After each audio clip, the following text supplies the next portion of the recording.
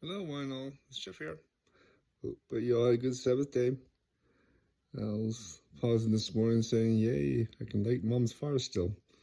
She was gone taking care of the Lisa's animals, and I made the attempt to restart the stove fire. And I was successful. So I was happy there this morning. And I was thankful for young Bradley yesterday. He helped me get my Yukon vehicle wired up to be able to give lights to a trailer.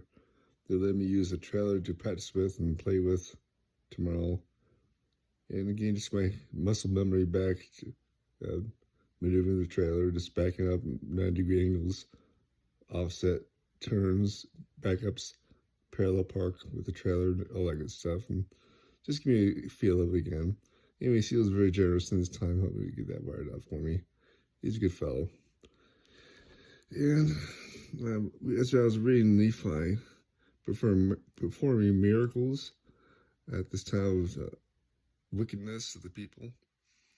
I was reading, seeing how Mormon relates to people's reaction to his miracles he showed. He says, when the people saw it, they did witness of it and were angry with him because of his power. I was wondering why. Why the anger? I was thinking maybe perhaps the anger comes from resistance to truth. They knew it was there, but they didn't want to realize it, recognize it, and seeing it as a threat to their power or their status quo or their chosen way of life, exposing their unrighteousness. They felt threatened, maybe. It's sad human reaction how it can be to protect their own beliefs or justify our actions, however bad, wicked they may be. We like to justify them still. And the people were making their own choices, exercising free agency. I was going to Elder Brown's talk from last conference. I talked about that subject. He was saying how we are agents and responsible for everything we do.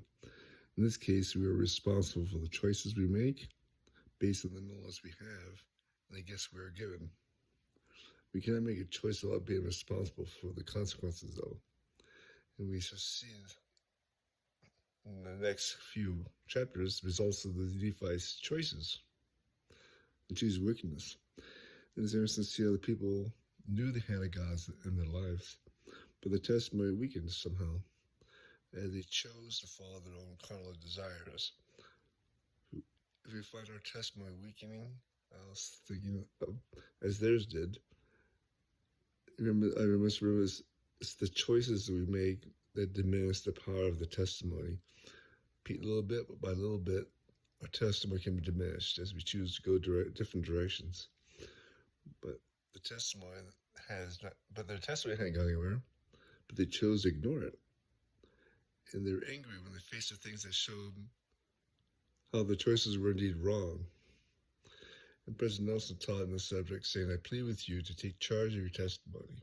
Work on it, own it, care for it, nurture it so that it will grow. Feed it truth. And to be quick, I was again moving this morning. I was running late, Patty. Get ready to go to early for a meeting, which I thought I had in the morning, which I didn't. It was in the afternoon, after church. But anyway, I was in a hurry this morning. Well, it didn't have to be, but I was in a hurry. And I just had a quick thing from Come Follow Me, where it says, it is an imperative duty that be owed to the rising generation, to all that are pure in heart. And later says in this chapter section, therefore, that we should waste and wait our lives, bringing out all the hidden things of darkness, out of darkness, wherein we know them, wherein we know them, and we are truly manifest to us from heaven. I'm earnest enough. I ask myself, am I earnest enough in my doings, in callings of workings of the Lord in my life? We must be a light into the world.